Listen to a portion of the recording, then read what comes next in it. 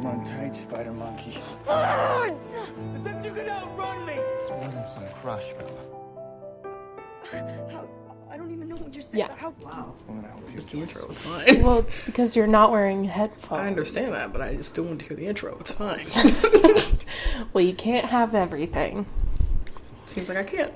All right. Well, welcome back to my Twilight fantasy. This is the third week in a row that we are trying to record episode 7. Yeah, episode 7, chapter 7. The fourth time. Technically the fourth time. Yeah, that we've tried to record this. Yeah, this is a struggle bus. Yeah, the first time we had Paul in here, and both episodes we recorded with him were completely unusable. For reasons we won't get into at this time. Right. But last week's was fine. You know, we recorded it. It was good. And then this dumb bitch No. Things happen. Right. yeeted it off my computer somehow. But I think unpublish shouldn't mean delete. Yeah, I no. agree. I did that with my. Well, I did that when you guys tried to go find my stories on Wattpad. I just unpublished all my books so you couldn't read them. Yeah. That's what I was hoping was going to happen. Because I posted the episode early by accident. And then I was like, oh, unpublish. And then it just was wiped from my computer. It was like so yeet. Yeah. So, you guys almost didn't have an episode or chapter 7 from us. But we're doing it. For Okay. you. Again, for you guys. The first page of chapter 7 in my copy of the book is ripped from the first time we tried to record this. Yikes. Yeah, that was a big yikes of a night. Yeah, I remember that. I remember just looking at your book and looking at you, and you're like, it's fine. I don't really remember doing it, but it's okay. I remember you were literally flipping the page and it was just and I was like, alright, I'm sorry. Oh my god. Yeah, we don't need to talk about that though. Yeah. Okay, well, let's get into this again. Let's get it. But first, welcome back, everybody. I'm Anna. I'm Tyree, also known as T. Druzy. Right? And I'm Maya. And we are the podcast that brings you all things Twilight. Love and hate. Love and hate. I think, so guys, let's discuss something serious. We got our first dislike on one of our You want episodes. to talk about this? Yeah. I think we should just address it because, sometimes I think we get a little too negative. Yeah, I think so too. And I just think it's always a good idea to remind everybody that we do love Twilight. Yeah. Like, yesterday, I was a worthless human being. I was sick, and I watched all 5 movies consecutively. And you know what? It was one of the best days ever. I love this saga. I love the books. And reading the books have made me love the movies anymore. But Did you buy the movies? I did. Do you have the physical DVDs or No, it's all on Amazon Prime. Okay, nice. So, Hulu, you should bring it back. yeah, I'm still mad about that. I think I might want to buy them all too. Yeah, they're all $7. Really? I spent $28. I guess, well, for the last 4 movies, plus another 6, they're at $30-something for all of them on Amazon. It's a deal. Yeah. So, Comparison on but yeah, Apple. we got our first dislike. We don't know why. And you know what? I'm not even too worried about it because not everybody's going to like us. Right, if you were the dislike, can you please leave a comment and say No, why? no. Don't do that. But I mean, I think I might have a guess of why. I think it was episode 6 where we got a little more negative than usual at the end. yeah, definitely. And So we'll not do that again. yeah, not to say we won't be critical, but it is easier to get bogged down with the negativity. So Yeah. I think yesterday watching the movies again helped reignite my love for it. Yeah. So I we just want won't to do read that ahead. anymore. I know. I'm trying not to get too ahead of myself. But what do you say? Bless me. Sorry. You're supposed to apologize when you sneeze. If you're gonna sneeze, leave the room. All right, if I can make it that far. These are fighting words. Until my heart stops beating.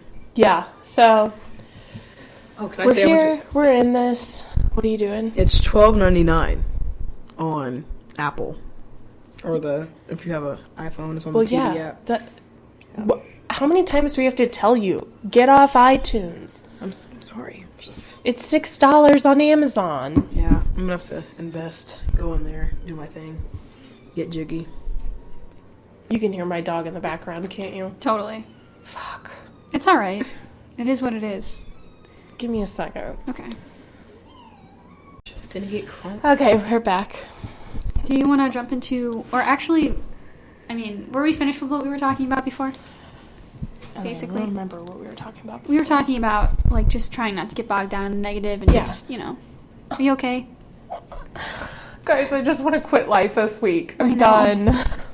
I mean, we could all yeet. Almost said it. We could all yeet our workplace this weekend, well, next weekend, or the week after that, and just go on vacation. Yeah. I don't know about that one, Chief. My check engine light just came on the way here, and I have a feeling it's going to be expensive. But I just wanted to address that. We will try to be less negative. Still critical, but it's all in love. Yeah. It's all, I mean, we wouldn't be doing this if we didn't enjoy it. Yeah.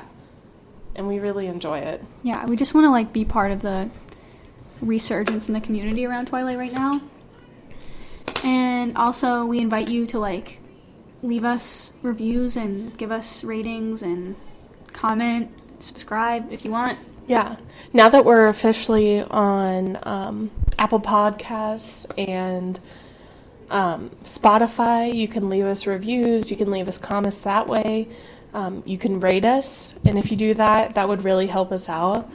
Yeah, we will respond. We respond to some people when they message us. So. Yeah, and if you just want to talk to us, hit us up on Instagram or at my Twilight Fantasy Podcast at gmail.com.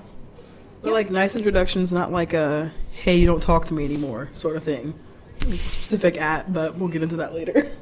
Yeah, and if you're a drug dealer, leave us alone. Yeah, just slide right on out of our DMs. Leave the link. We don't want your mids. Yeah. Oh yeah, I remember talking to that guy. I was like, no. Yeah. So things are getting pretty exciting over here. Yeah. It's great. Yeah, but do you want to jump into chapter 7? Yes. All right. So we are on chapter 7. It's called Nightmare. Yeah. Mysterious. Ooh. Whatever. So I don't have a very detailed overview, so you guys can fill in the spaces. But so we're returning with Bella, coming from her trip to La Push, and Low push, baby. I'm gonna kill La myself. Push. All right, I've had enough.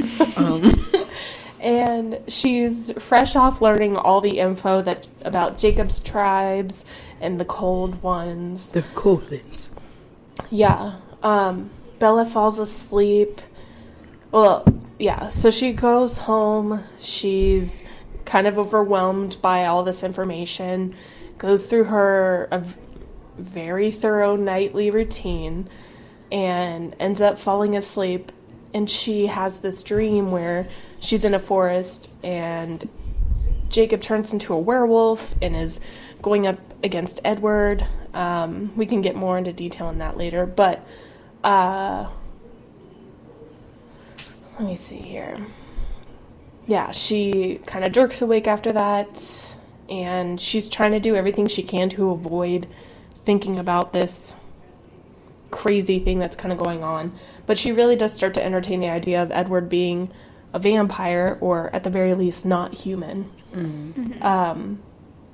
So then it's hard to go into detail, I think, though, because a lot of this chapter is just her Inner her thinking. inner thinking about everything she just found out. Yeah. And, like, processing it. Yeah. That's all this chapter really is. So that's the majority of it. And then, the next day, Edward's not at school because it's sunny out. And she just continues to try to find ways to make the time pass until she sees Edward next. Or until this trip to Port Angeles with her girls. Right. Once again, your emotions shouldn't be dependent on a guy, but go off. Yeah, well, to kind of start at the end there, when I first read it, I was, like, kind of excited for Bella's character because I was like, oh, she's actually excited for, like, a social interaction, a social event with someone other than Edward. Mm-hmm. And then I kind of read it again, and I thought maybe she's just excited to get out of Forks because she hates it for some reason. It's kind of... Yeah. I don't know. But there's one reading of it is that she's actually excited to hang out with her girlfriends. Jessica and what's her face? Angela. Yeah. To go back to the beginning of the chapter, though, Bella, like, when she gets back from the beach, she's, like, trying really hard not to think about everything that she just learned from Jacob about, like, I mean, he mentions the Cullens by name. Can't get over that, but she's, like, she doesn't want to think about it, I guess. She's, like, trying to resist the urge to look into it deeper, and so she starts listening to a CD that her stepfather gave to her, and she describes it as being, like, she says, they used a little too much bass and shrieking for my taste, which that irked me so much. Why? What kind of music do you like? Does she like anything? She likes whatever listens to. Only classical music? Mm-hmm. You're telling me she only likes classical music?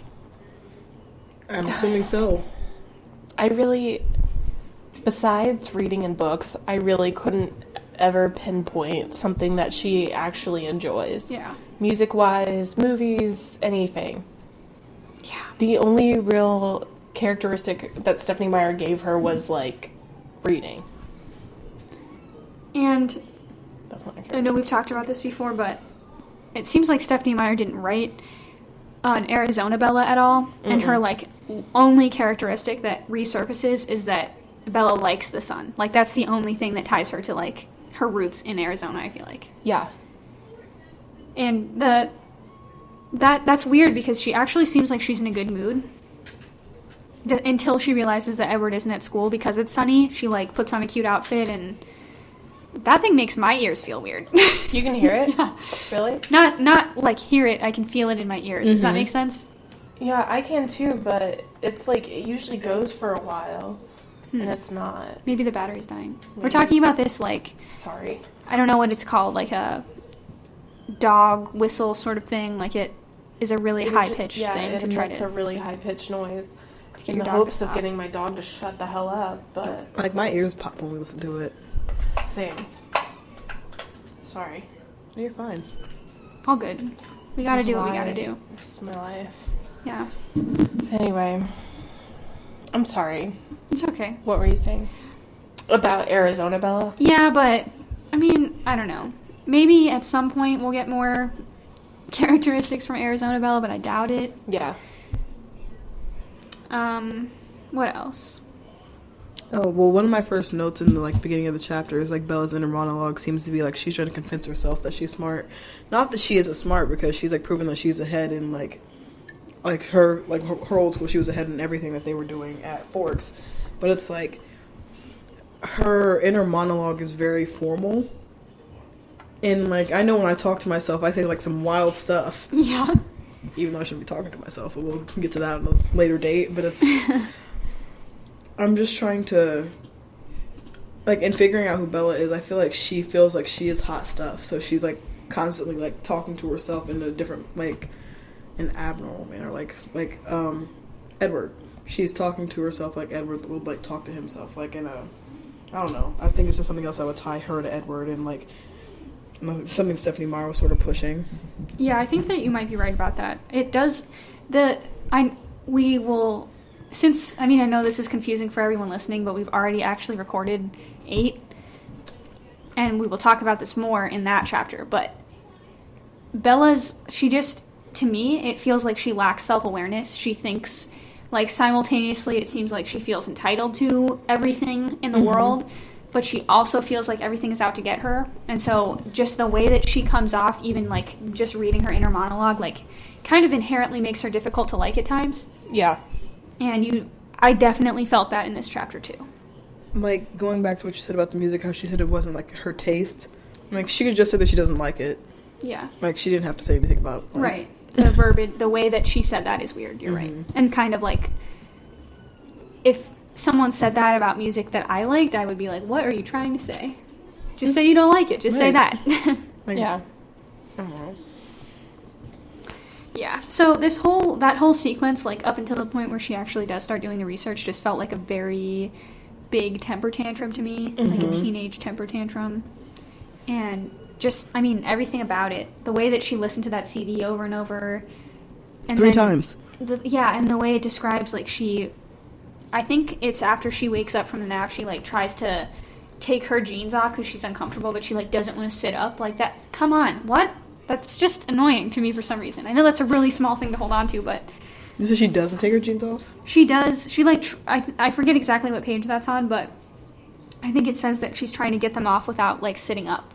She doesn't want to stand up. She's just, like, trying to shimmy out of her pants. I've never been... Like, if your jeans are that uncomfortable, you, like, try to get off ASAP. Yeah, not, like, right when you get home. Like, as soon as I walk through the threshold, pants off. And then I remember that my nephew's there now, so I have to go find some shorts to put on. Which is great. Sort of going off what you were saying with that, I definitely see where you're coming from, and because I think she tends to throw a lot of tantrums like this. But they're, like, quiet tantrums. They are. It's enough to be annoying, but not it's enough like to if annoy we were in everyone her around head, we we know. wouldn't know she's having a tantrum. Yeah. But, yeah. I'm glad she's not that outwardly annoying. That's, like, all to herself.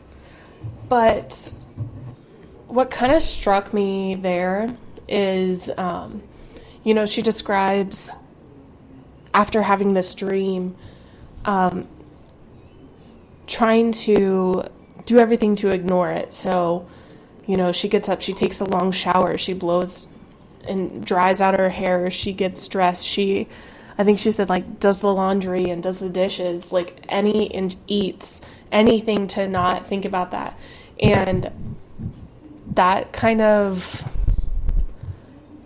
I don't know. Maybe I'm thinking about this because, you know, we're, like, mentally healthy, aware people now in 2019. But to me, that kind of screams, like, self-care. Yeah. And self-care to me means, like, going back to the basics when you just can't handle all the overwhelming everything that's going on around you.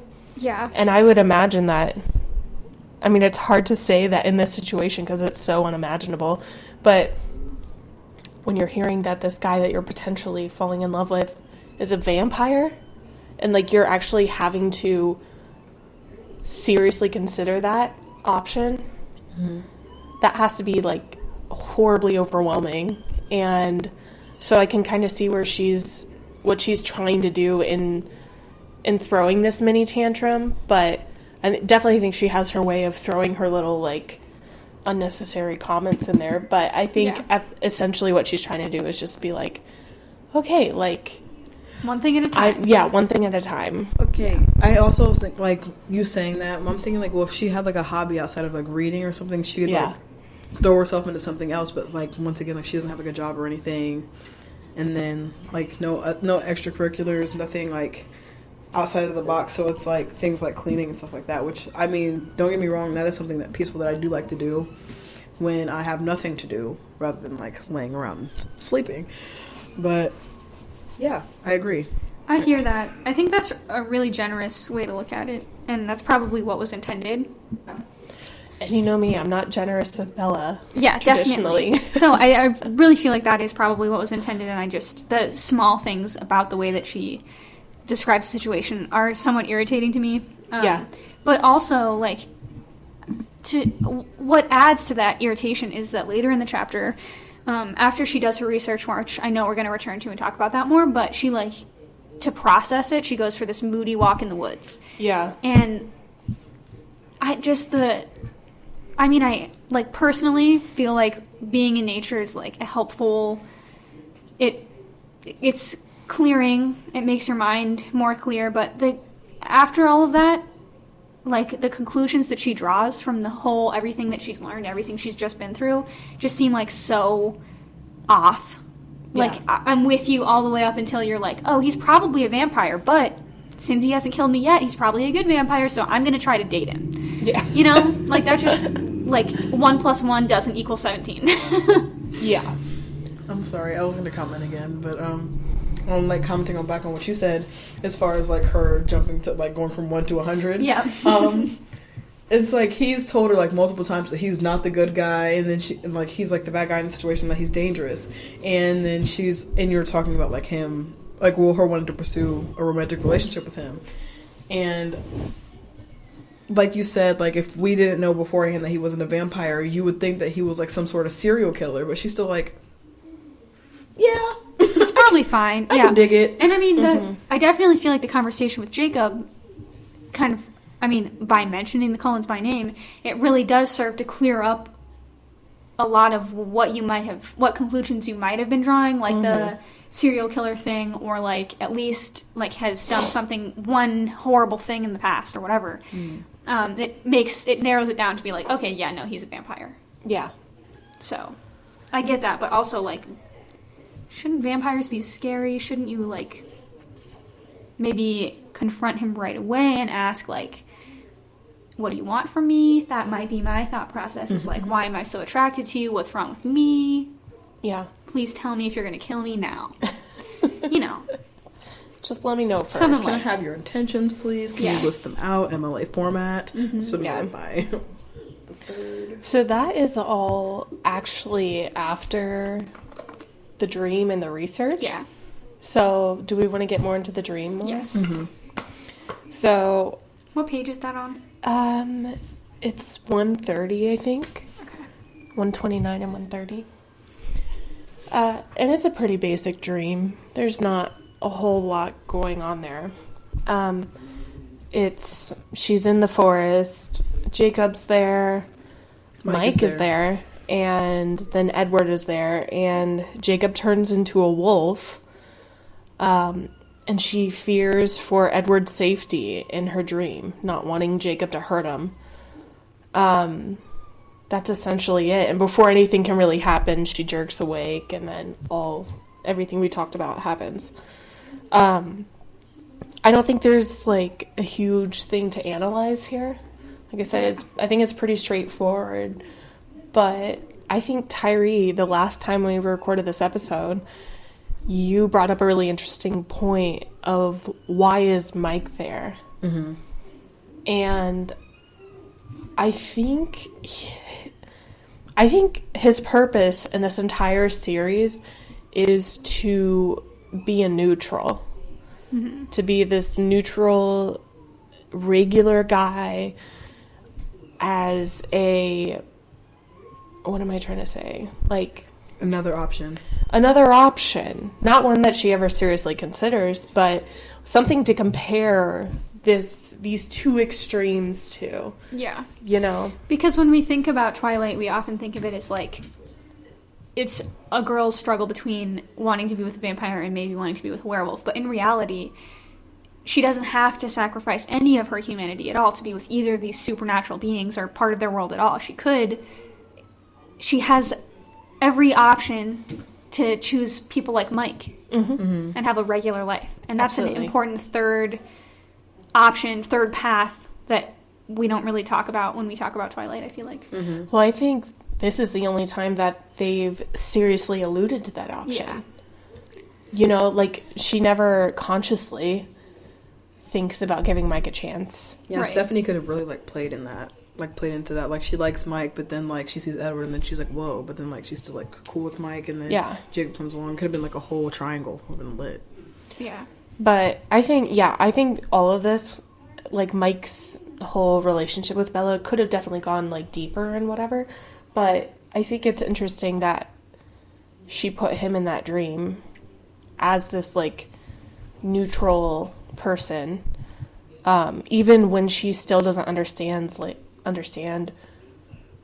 what she's really going up against or what she's really dealing with. You know what I mean? So that was the most interesting part of the dream for me. Also, she pictures Jacob turning into a werewolf. That just gives it all away, but... It does, and I mean, to reiterate everything that I've already said, I'm so disappointed with this as the major reveal of the book. Yeah. Jacob basically explicitly spells it all out and just says, mentions the Cullens by name, but also mentions the whole werewolf, like, origins and, like, myth of his people. And right. I get why it would appear in her dream, of course, but that's just, like, such a letdown for me in terms of the writing. And this, it was just such a huge reveal. We could have, what I think would have been really cool is if maybe Bella had, like, a section of the book where she's, like, shying away from all these things that are so scary and overwhelming from her, and maybe she does try to retreat by getting closer to Mike, but that never happens. You never see that happen. Because she wasn't scared of Edward, so... Yeah, it's just like this train is set on its track and it's going. Yeah. No matter what. Well, it's kind of interesting that you said that because I was rereading the chapter today, and I picked up on something that I haven't the past 3 times we recorded this. On page 139, Bella momentarily questions whether she really had any choice in this. Yeah. And whether she truly was able to think on her own about the decision she's made about Edward. And I think that's pretty huge.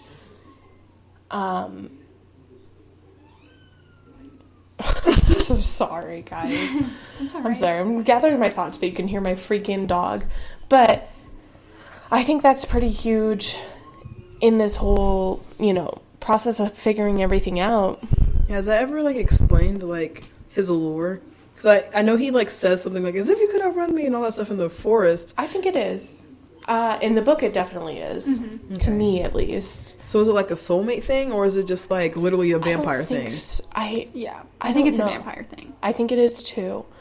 And I think that that's something totally valid, but she only addresses it this once. Yeah. And then there's that, again, to not just get too far into the future, but I think it's the next chapter shows the, scene at the restaurant where Edward is, low-key hypnotizing the hostess and the server.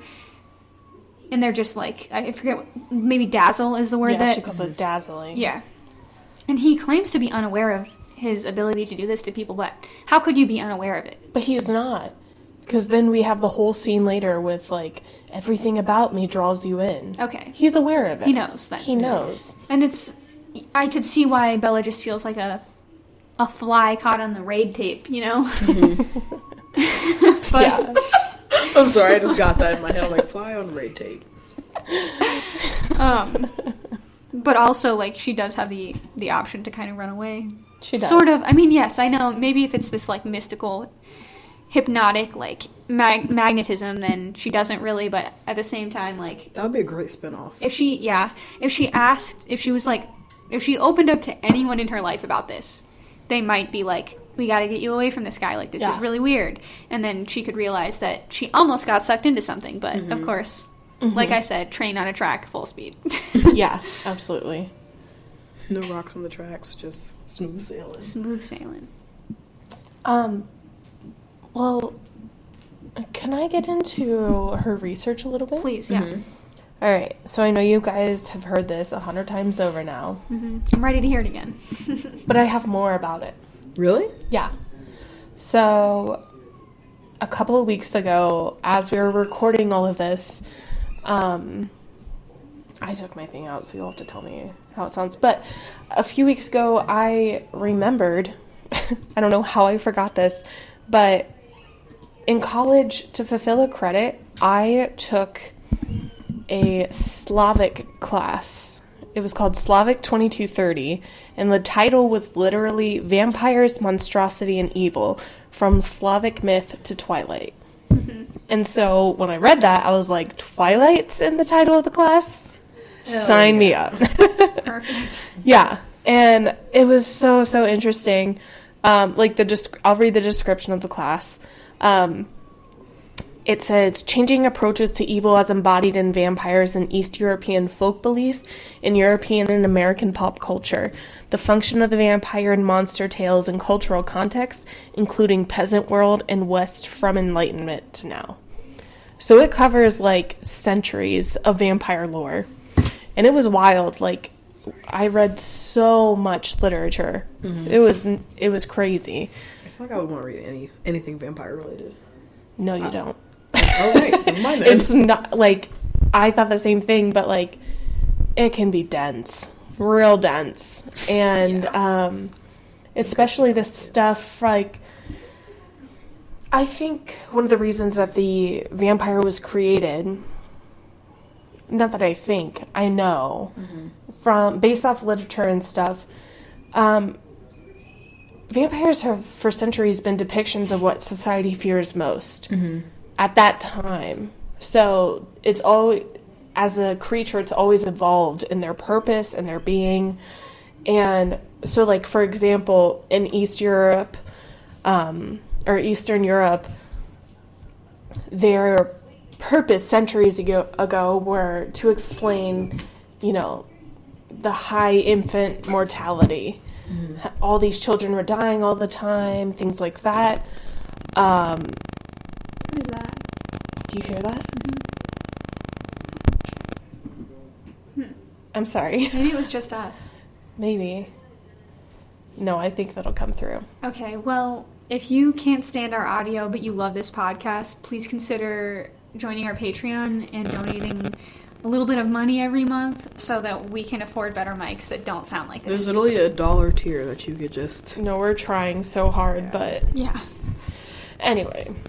Yeah, so that was the creation of the vampire, you know, to explain these tragic events that modern medicine wasn't there at the time to explain.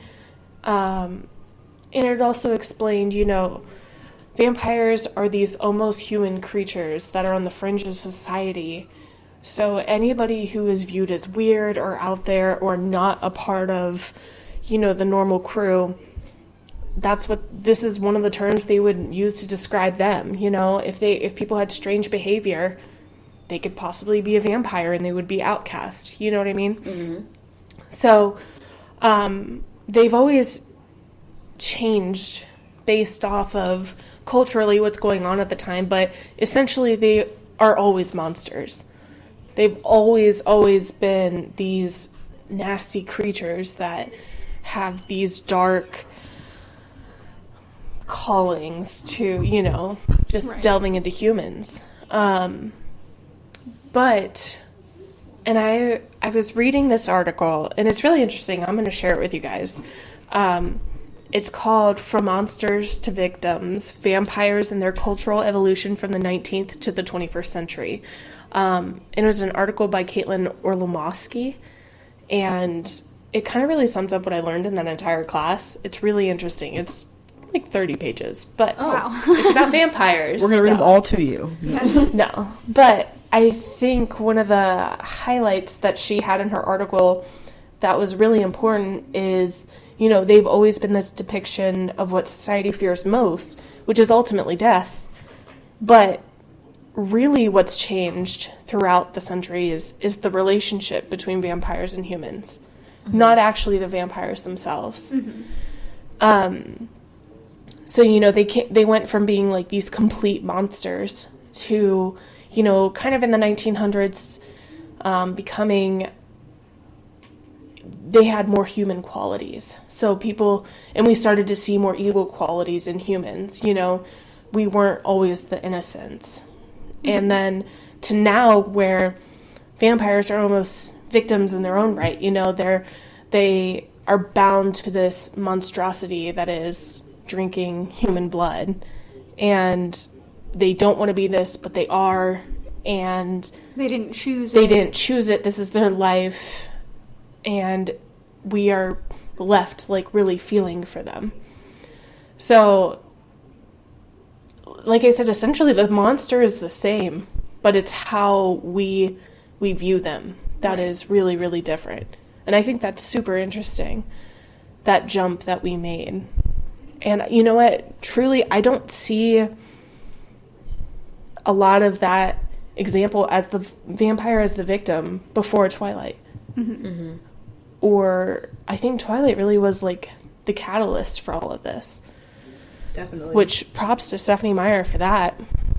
Because to change like one of the world's most, feared monsters Throughout time.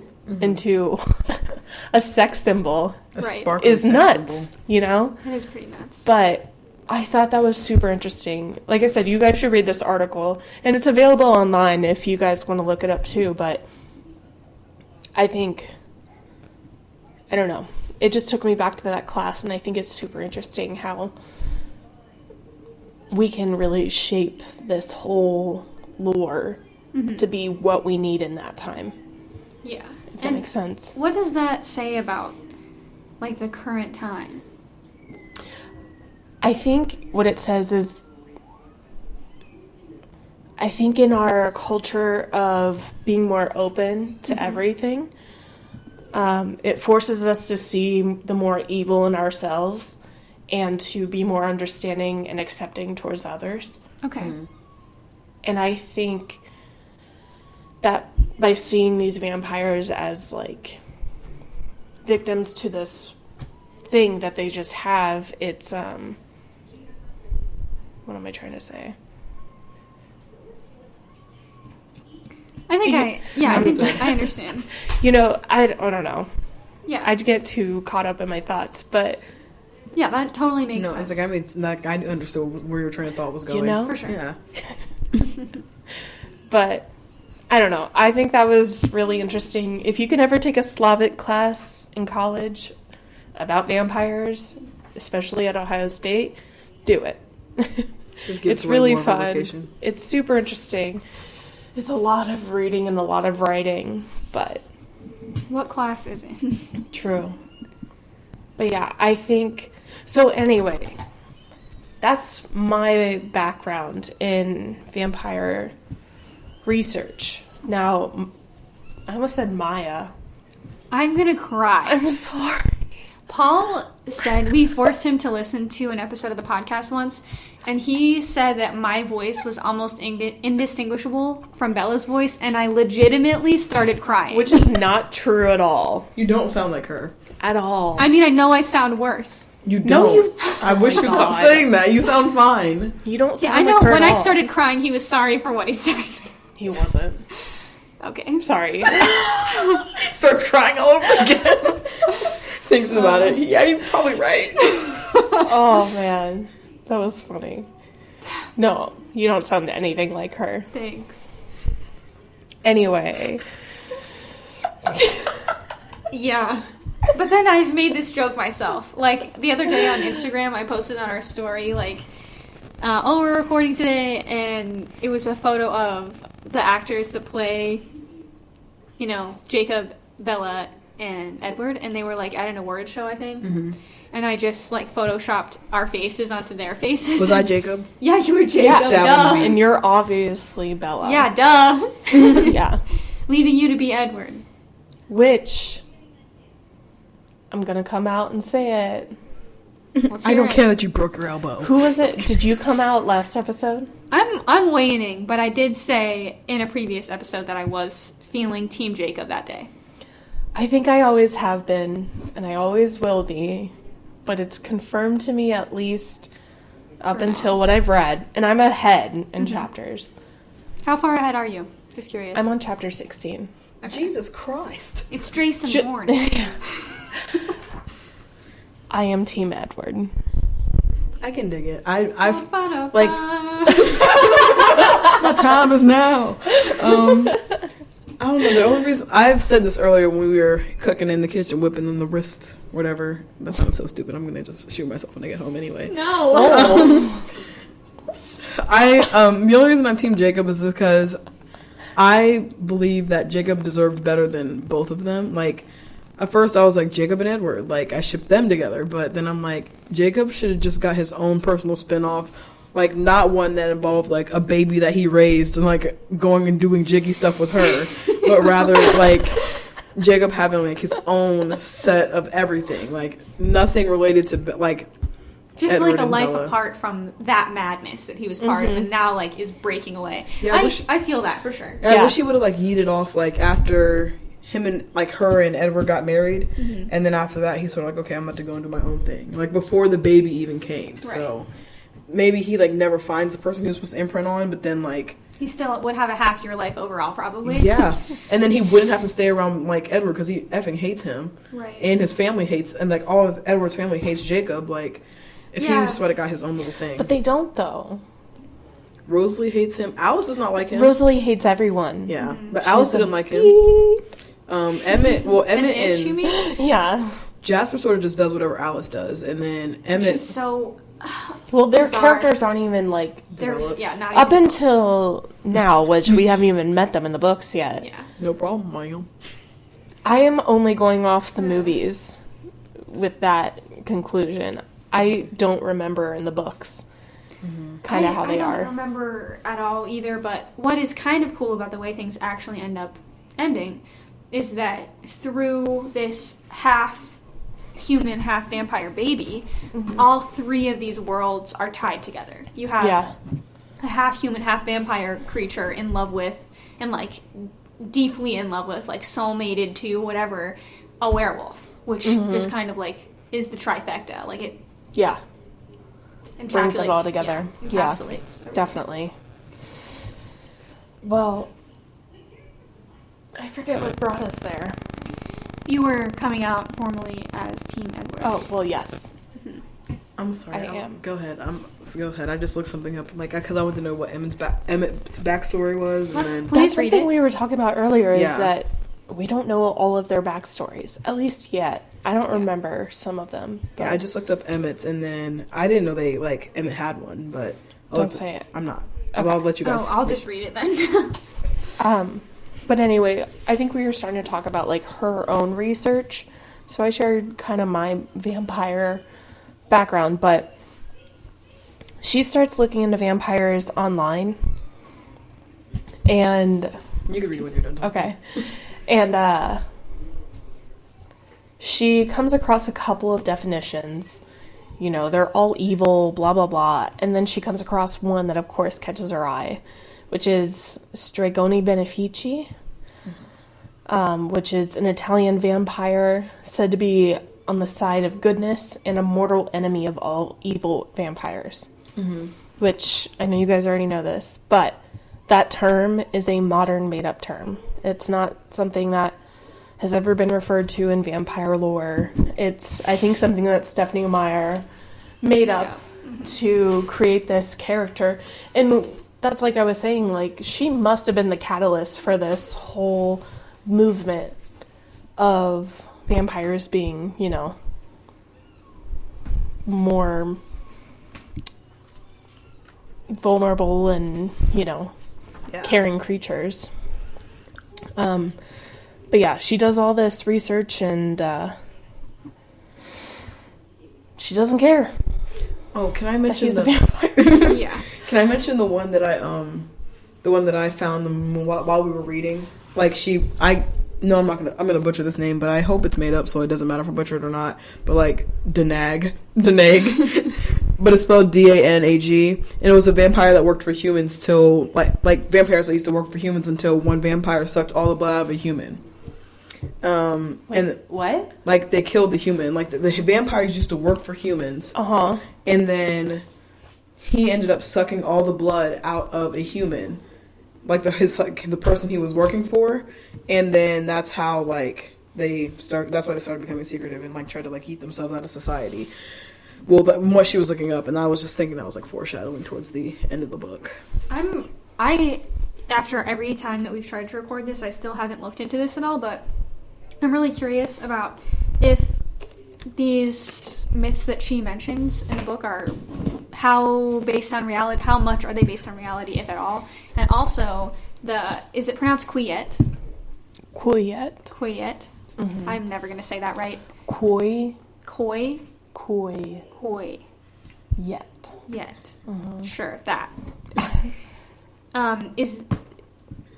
Is their myth actually that they were descended from wolves and people turn into wolves at all, or I don't know about the tribes. I don't know either, and I definitely know I should look into that. If you guys have any insight into that, you listeners, please connect with us on social media and let us know if you have any insight, because I'm curious. Yeah. Me too. Hey, you're I'm not gonna say it. Koi. Your thing is like my Q and Quig. Yeah. All right. You still said it wrong. Tyree insists on mispronouncing the word cue. It's Like when you're listening to music and someone is like, "Oh, can you please cue up this or that song that I really like?" She says "quay." it's not intentional. Like I'll before I say it, I listen to it in my head, and I'm like, was it Q or was it Quay?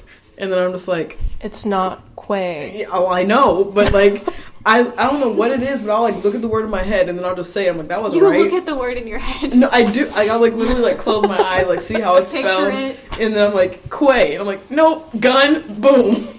No. I just have two last thoughts about this chapter, but we're almost to the end here. I wanted to address something that Bella says on page 141. And she says, boy. So she's thinking about the trip to Seattle that she's supposed to be taking with Edward the following week. And she says, the chills that flashed up my spine whenever I thought of that trip were no different than the ones I'd felt before I'd taken my walk with Jacob Black. Yeah, and so the last time we tried to record this, we talked about, I talked about how there are two possible interpretations of those sentences, and the first one, to me, is that Bella is suggesting that she also felt that same, rush at the anticipation of talking to Jacob, because she feels that attracted to him too. But the other interpretation would be that after learning the information that she now knows about Edward, that he's probably a vampire, her feelings toward him haven't changed. So by that I mean she was really excited to talk to him before she knew everything, and now after she knows, she has an assumption at least of what she thinks he is, she still feels the same exhilaration. So which reading do you think it is? I think she was excited to talk to Jacob. I think that's one of the first notions to this whole triangle that we're soon going to get into.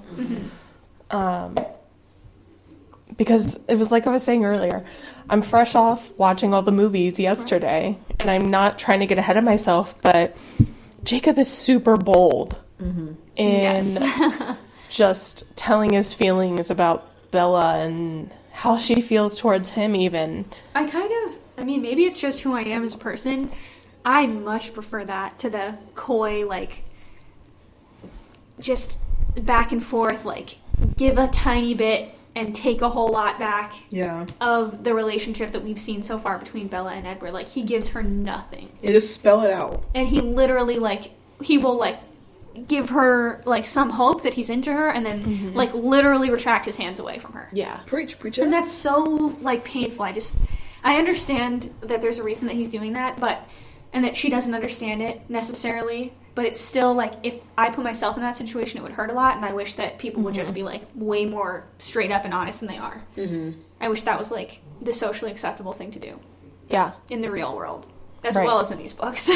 Right. But I think it's like you said, it's not the same situation with him just trying to be vulnerable. Yeah. It's him trying not to murder her. Yeah. All the time. I think reading ahead has helped me, come back to that.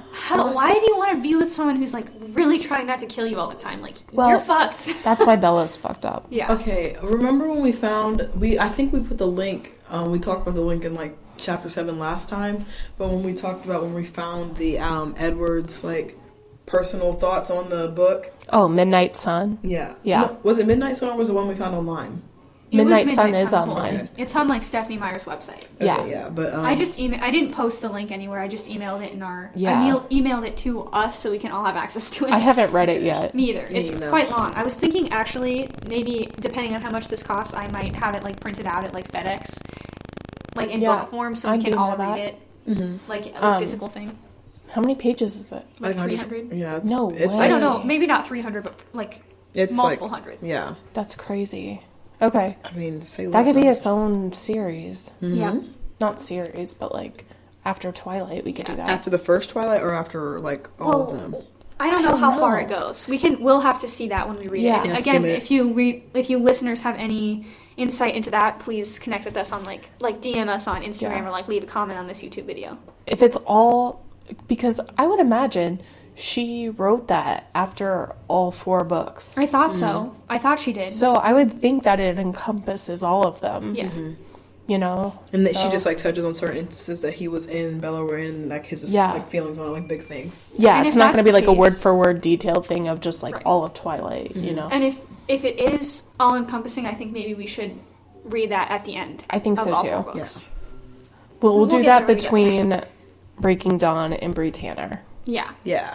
How's that sound? Yeah.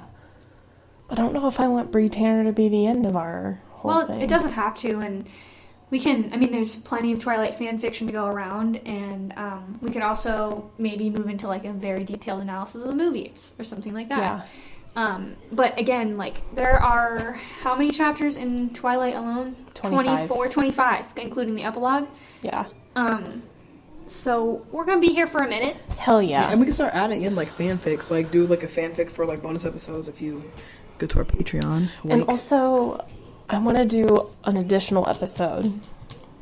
Probably at the end of all the books. Or we could do it specifically to each movie. But watching all the movies yesterday, I have so many random questions about the whole saga. Like, I posed some to you guys today. Write them Like, down, dude.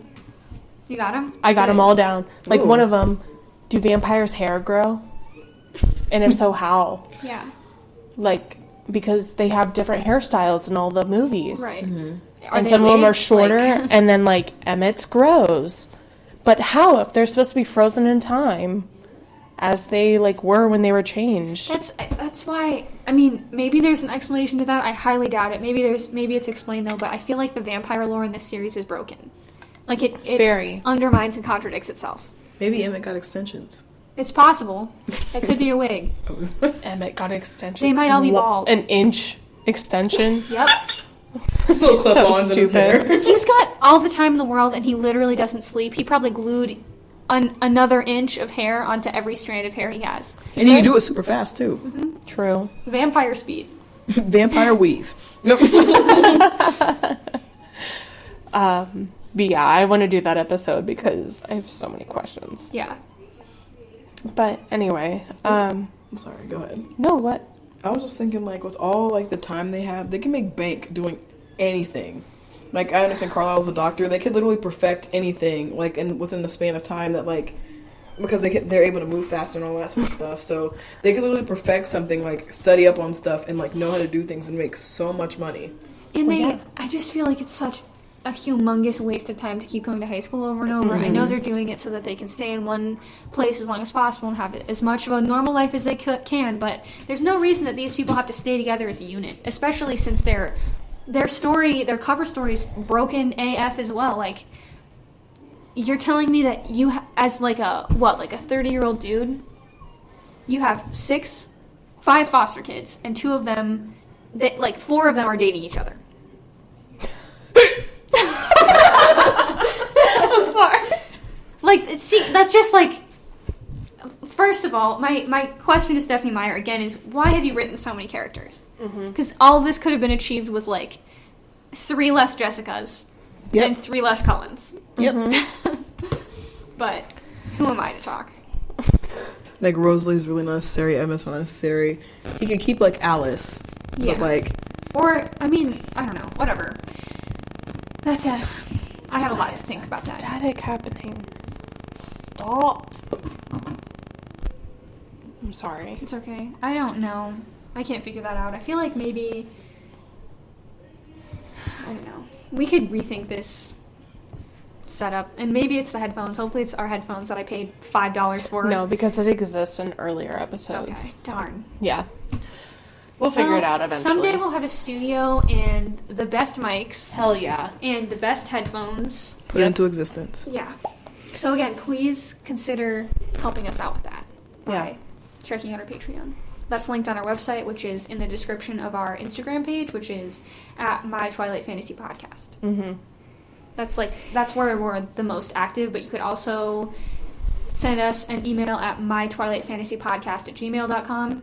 Not to be confused with mytwilightfantasy@gmail.com, which is someone else. Scary. Yeah, I really hope that's not a fetish. It is. It has to be. It's Well, like but, I mean, our Guys, podcast... I still haven't shown you the Twilight porn. what? Okay, we're watching that now. Yeah. What? Whoa! I'm getting my chastity belt. I'm putting my foot down. Oh, God. I'm putting my bonnet down. Ugh. No, don't even look at it. I have to. Stop looking at it, Anna. She's being summoned. I have to use the bathroom, but Okay, well, we can... I have one final thought about Sorry. this You're chapter. At the end of it, Edward's not at school, blah, blah, blah. But we know because he's not there because it's sunny, but Bella's starting to realize in all of her, like you were saying, there really wasn't a Arizona Bella besides just loving sunlight and good weather. But she's starting to catch on that sunlight and good weather means no Edward at school. Right. And so, to me, it felt like this almost symbolism for, it's like her human nature fighting against this whole being drawn into this vampire lore. Yeah. You know what I mean?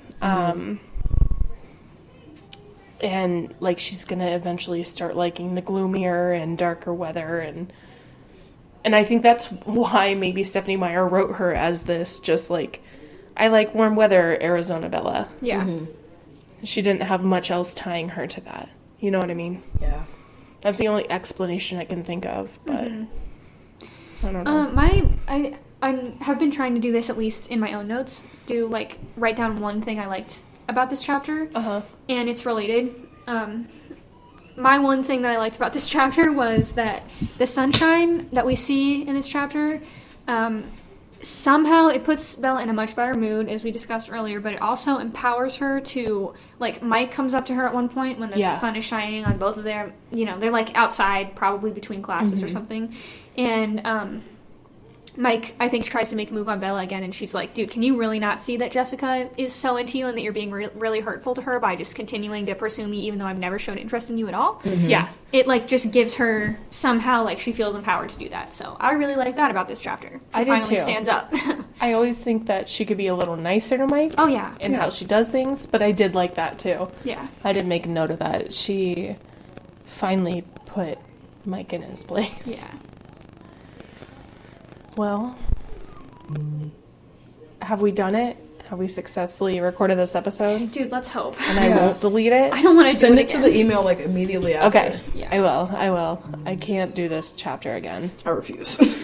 Next time, if we have to do it again, it's going to be literally just reading our notes and then piecing out. Yeah. All right. Well, thank you guys for tuning in. Yeah. Thanks and for sticking out this not the best episode we've ever made. yeah, we're a little drained from chapter 7. Yeah, but chapter 8 is a banger. It's a banger. And are we going to record chapter 9? I don't think Tyree's ready yet. I have not Okay, read it. Yeah, that's fine. But I'm really excited for it. Me too, for sure. I have great notes on it already. I do too. I'm hyped. It's going to be great. me out of the loop. Also, you can get new episodes early by joining our Patreon, so... Yeah, so if you really want to listen to episode 8 now, go to our Patreon, and episode 9 will be up next week. Yep. But yeah, I think we did actually pretty good. 4th time around? Yeah, I think it was better this time. I think so too. Well, More put together. Have you ever had this happen to you before, where, like, something gets deleted or you're forced to, like, redo something that you've worked really hard on? Mm-hmm. Normally it ends up better. Yeah, it does. But at least it's not a 7-page thesis paper. True. No, I lost this anthropology project that I was doing. It had to be like minimum was like 20 pages, and then I did it. So sorry. I'm sorry. No, well, I can't hear it. I'm fine. Yeah, I couldn't hear either. Oh. But I was like 20 pages deep, and then I didn't have it in like my Google Drive. I had it like on a regular computer, and I was in the library, with the computer lab at my school, and then the power went out. Always, always, always use Google Docs. Well, why hasn't... Yeah. I don't like Google Docs for everything, but why hasn't Word just, like, gone over to autosave? Like, do it by yourself every 30 seconds. Like, please. I'm a slow typer, so, like, I only get, like, a sentence in before, like... I type hella fast. Yeah, we should, like, have you listen to it one time. How fast she types. Even on my phone, it sounds pretty wild. Yeah, we heard it over the speaker. She was like... I mean, I have never heard it. I had never heard it before, and I was like, wow, that's actually crazy. And that's just my thumbs. I have, like, 8 other fingers. I'm crazy with the hands. My monkey man. I'm kind and with that, I peace, gotta love, go. no. All right. Well, thank you guys for listening. We hope you enjoyed this episode and all the episodes before. If you haven't listened to them yet, go check them out on YouTube, Spotify, iTunes, everything. If you want to catch our episodes early or you don't want to hear the static anymore, head to Patreon, become a patron and help us out because we're trying to grow this every day. But if you just want to interact with us, though, we are on Instagram at mytwilightfantasy, and you can email us at mytwilightfantasypodcast@gmail.com. We're not super active on Twitter. No. Or Tumblr, but they do exist. And if you're looking at the YouTube upload of this, we have the links to everything like spelled out, and they're also like very clearly laid out on our website, but the URL to that is way too long for me to say it right now, so just it's in our Instagram bio, just check that out. Yeah. If you go to that link, all new episodes, all of our social media will be available there. Yeah. So you can head to that. But do you guys have anything to end this episode with? I unfortunately have used up all my memes on our Instagram page. It's all good. Yeah, any Twilight-related memes. I have a lot of memes, like, on deck. I found a Twilight-related meme today that I can't wait to use, but it has to be for a specific chapter. Okay. But it's so good. I'll show you guys. Alrighty. All right. Well, with that, peace. Love. And Twilight. Bye, guys. Bye. Bye.